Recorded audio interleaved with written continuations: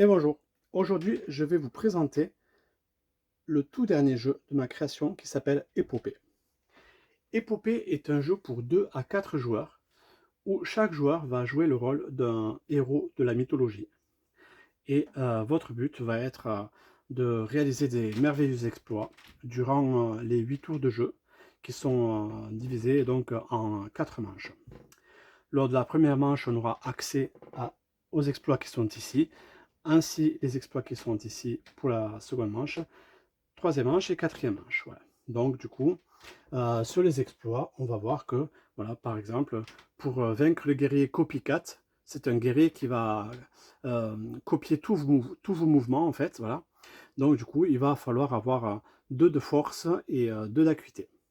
Donc pour ce faire, c'est donc les symboles blancs et verts. Il va falloir avoir ces éléments de puissance pour pouvoir jouer, pour pouvoir réaliser l'exploit en l'occurrence. Comment on va les obtenir? Tout simplement, devant chacun des joueurs, il y a un parterre de dominos. Et c'est avec ce parterre de dominos que vous allez pouvoir avoir vos points d'action pour le tour en cours. Donc par exemple, pour le tour numéro 1, chacun des joueurs a déjà son parterre de valeurs de couleurs. Voilà.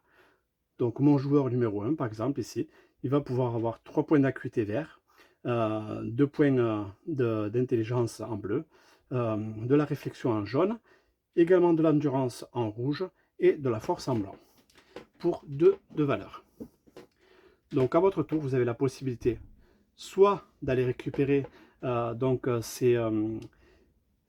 réaliser ces exploits. Donc on peut très bien là, pour réaliser, trouver la sortie du labyrinthe mouvant, ça va nécessiter 2 en bleu et 1 en rouge.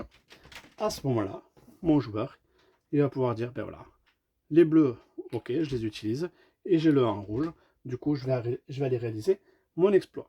Cet exploit, il me dit que je vais récupérer 3 points à chaque fois que je réalise un temple. Cet exploit, je le laisse près de moi, c'est moi qui l'ai réalisé, c'est une de mes réussites. On voit que je n'ai pas utilisé le blanc, que je n'ai pas utilisé le vert et que je n'ai pas utilisé le jaune. On peut voir aussi qu'il me restait potentiellement un bleu, mais par contre, voilà, qui peut le plus, peut le moins. Donc du coup, le bleu, il a été consommé parce que j'ai utilisé ceci. Je peux très bien utiliser aussi mes couleurs pour faire d'autres choses que les exploits. Là, j'aurais pu très bien, si j'avais eu également du gris et du vert, étant donné que ce n'est pas des couleurs que j'ai déjà utilisées lors du premier exploit, j'aurais pu enchaîner et réaliser un deuxième exploit. Et là, ce n'est pas possible parce que dans tous les cas, je n'ai pas le gris. Mais je peux faire d'autres choses.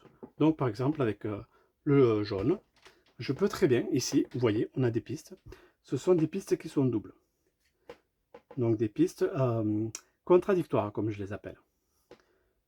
Du coup, on n'a qu'un seul pion qui va naviguer sur chacune des deux pistes. Avec le jaune, si je décide, moi, en tant que joueur jaune, d'utiliser un point de force jaune, je vais me décaler vers ici. Ce qui fait que je vais obtenir un bois, et ce qui fait que je vais interagir également avec cette piste-là, mais je suis déjà premier, donc rien qui bouge. Cette piste-là va m'octroyer la possibilité de choisir mon dominant en premier lors du prochain tour. Donc du coup, ma force jaune est utilisée. J'ai 2 en force blanche, que je vais donc pouvoir utiliser. Je peux faire la même chose. 1, 2. Je peux très bien aussi décider de n'avancer que d'un point, si je le souhaite. Donc j'avance de 2. À ce moment-là, je vais récupérer, donc tout à l'heure j'avais récupéré un bois. Là, je vais récupérer un feu, comme indiqué ici. Le blanc étant fait, et j'ai le vert. Alors le vert, pareil, le vert, je peux l'avancer. Hop, 1, 2, 3. Ça va me donner également un autre feu. Un point par exploit que j'ai réalisé. J'ai déjà un exploit réalisé. Du coup, je récupère un point. Voilà. Les exploits, à chaque fois que vous réalisez un exploit, vous marquez un point pour l'âge 1, 2 points pour l'âge 2, etc., etc. Mais attention, ces exploits peuvent être bonifiés en termes de points, à condition que vous soyez monté sur la piste blanche ou sur la piste rouge. Par exemple, un exploit ici, de l'âge 1, c'est un exploit que vous allez réaliser en pleine nuit, durant la lune. Ici, ce sera un exploit que vous allez réaliser pendant la journée. Si vous réalisez un exploit en pleine lune, à ce moment-là, on va se référer à la piste blanche. Si vous êtes haut sur la piste blanche, à ce moment-là, vous aurez 4 points supplémentaires au moment de réaliser l'exploit.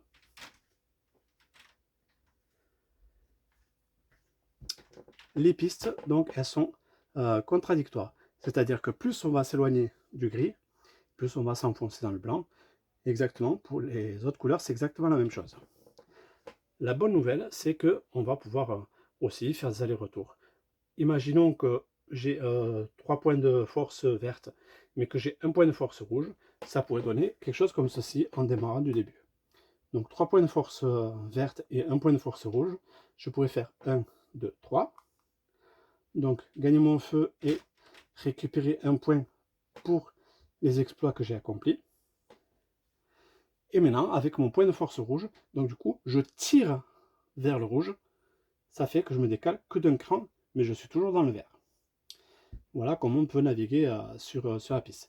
Il m'aurait fallu beaucoup plus de rouge pour basculer vers le rouge, vraiment. Un autre moyen d'avoir de la flexibilité sur les pistes également, c'est-à-dire d'arriver en bout de piste. Si jamais je dépasse la 5e case d'une piste, c'est-à-dire que je sors, à ce moment-là, je vais revenir immédiatement au point central. Mais la bonne nouvelle, c'est que je vais récupérer le petit temple qui correspond à la piste. En bout de chacune des pistes, il y a un temple. Ce temple, c'est quoi? C'est tout simplement, à l'intérieur de ce temple, on va on va exposer justement mon exploit. C'est un temple qui a été érigé pour mon exploit. Voilà. Donc, à ce moment-là, il faut que j'ai devant moi un exploit. En l'occurrence, ça tombe bien, j'en ai ici. Et je vais pouvoir mettre mon petit temple dessus. Voilà. Comme ceci. Par contre, au moment où je fais ça, je renonce au pouvoir de mon exploit. Mais c'est intéressant parce qu'à la fin de la partie, tous les temples sont scorés au carré. Donc si je réussis à avoir 6 exploits avec 6 temples, donc j'aurai 36 points. Donc les temples sont super importants. Il y a des temples supplémentaires qui ne font pas partie de pistes mais qui sont attribués directement en fonction des exploits qu'on va réaliser. Voilà. Un petit peu plus dans le cœur des pistes maintenant. Donc la piste bleue, elle va nous servir à gagner des ressources parce qu'en fin de manche, je vais pouvoir aller fabriquer des inventions. Les inventions, donc elles sont ici. Par exemple celle-ci, le bouclier du Minotaure, va me demander un fer, une pierre et un feu. Et en plus de ça, il va me donner un petit avantage pour la guerre, parce qu'à chaque fin de manche, une guerre est évaluée. Le joueur qui a le plus de symboles rouges d'épée et de marteau va marquer 2 points, 4 points, 6 points et 8 points en fonction de l'âge. Donc la piste bleue va me servir donc à récupérer des ressources, mais également elle va me donner la possibilité, dès que je fais un mouvement sur la piste bleue, que je termine un déplacement de mon disque sur la piste bleue, je vais pouvoir aller poser un bateau. Un bateau c'est quoi? C'est l'un de mes cubes directement ici. Pour ce faire, il faut que, au préalable, mes autres disques, donc sur la piste rouge et sur la piste grise, soient positionnés en abscisse et en ordonnée. Comme on peut voir ici, on a des abscisses et des ordonnées. Pour pouvoir mettre un bateau ici, il faudrait que j'ai mon disque rouge sur le M et que j'ai mon disque gris sur le B. Donc, ça serait quelque chose comme ça si je suis le joueur vert. À ce moment-là, je fais une action donc du coup qui me fait bouger sur la piste bleue, comme ceci. Je récupère mon métal et là je regarde, ah ben ouais, cool, j'ai l'abscisse et ordonnée MB, je peux placer mon petit cube dessus. Là, tout de suite, si la partie s'arrêtait ici, j'aurais donc 14 points. 7 points parce que je suis majoritaire dans la colonne, 7 points parce que je suis majoritaire dans la ligne. C'est des majorités qui sont free, donc du coup, en cas d'égalité, les 2 joueurs ou les 3 joueurs prennent les 7 points. Voilà. La piste jaune, elle, me donnera des ressources, et également l'avantage de choisir en premier mon domino pour la manche d'après. La piste rouge, elle va me donner des points de victoire supplémentaires lorsque je vais réaliser des exploits dits des exploits de jour, de journée, donc tous ceux qui sont au soleil. Voilà. Imaginons je réalise cet exploit-là en dépensant 3 blancs et 2 jaunes. Je marquerai 3 points parce qu'il s'agit de l'âge 3. Et comme c'était en journée, si je suis quelque part par là, je marquerai 4 points de plus par rapport au soleil. La piste verte, des ressources sur le haut, des ressources également en bas. Et là, je vais pouvoir avoir des points pour les exploits, des points pour les inventions. Donc les inventions, je le rappelle, elles sont ici. Et surtout, là, les petits points d'interrogation, ça sera des mini-dominos. Ils ont mini que le nom parce que du coup, ils sont plus costauds que les grands dominos. Parce que pour le coup, ils sont doubles. C'est-à-dire que c'est des pièces que vous allez pouvoir joindre à votre parterre d'action à n'importe quel moment durant votre tour, parce que mettre le domino, c'est vraiment au début de votre tour, vous êtes obligé de mettre un grand domino à chaque tour. Voilà. Par contre, celui-ci, tous les petits, vous les mettez au moment où vous le voulez, et vous pouvez jouer immédiatement ces actions dans la mesure où la couleur n'a pas été déjà jouée par vous durant ce tour. Voilà. Et vous pouvez en avoir autant que vous pouvez en stocker, parce que là, ici, on va récupérer deux dés différents. Vous avez la possibilité d'en récupérer deux visibles ou un face cachée. Sur la piste grise, vous allez avoir l'autre côté de l'abscisse et l'ordonnée par rapport au placement des bateaux, qui est une course un petit peu ici. C'est la prise de position est importante. Et également, à chaque fois qu'un joueur agit sur la piste grise, il va pouvoir avoir la possibilité de décaler son jeton pour être le premier à jouer lors de la manche d'après. Ici, en jaune, on va être le premier à choisir le domino. Et sur la piste grise, on va être le premier à jouer lors de la manche d'après. La piste blanche, ça sera des ressources avec des points qui vont valoriser les exploits réalisés pendant la nuit. Et donc, on a fait le tour de l'ensemble des pistes. Voilà. Une fois que les 4 manches sont terminées, à ce moment-là, on va compter les points pour les exploits, pour les temples, pardon. Il y a également la piste du peuple, parce qu'il est important de temps en temps également que les grands héros de la mythologie puissent donner un coup de main dans la tâche du quotidien au peuple qui nous entoure, donc c'est super important. Donc vous pouvez dire par exemple, ben, le vert là, ce tour-ci, il n'y a rien qui m'intéresse en vert, je vais utiliser voilà, mon acuité pour aller par exemple faire de la lecture aux petits-enfants du village d'à côté, et puis voilà. Donc à ce moment-là, je vais monter d'un cran sur le vert. D'un cran, pardon, sur la piste du peuple. Si plus tard je dis, ben, ce tour-ci, c'est le rouge et le blanc, je ne vais pas les utiliser. Allez, ben, il y a 2 blancs et un rouge. Par contre, je monte une fois pour le blanc, une fois pour le rouge. Point. Même si pour le vert, je suis monté qu'une fois, malgré que j'en avais 3. Donc du coup, voilà. Tout ça pour nous amener où ça? C'est qu'en fin de partie, il est intéressant et important que vous soyez un héros à l'équilibre.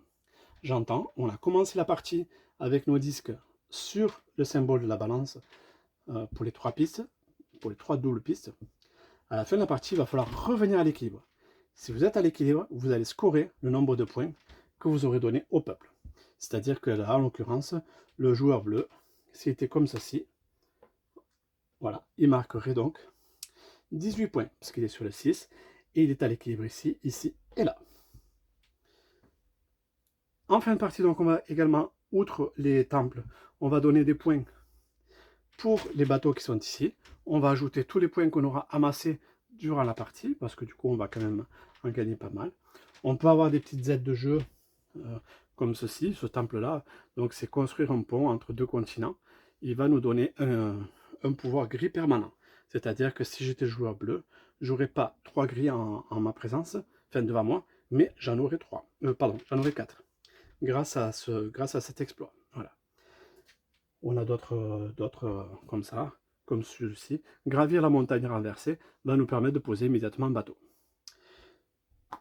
Voilà. Donc, Épopée est un jeu qui a 2 grosses particularités. C'est que les points d'action que vous allez pouvoir réaliser se font avec les dominos.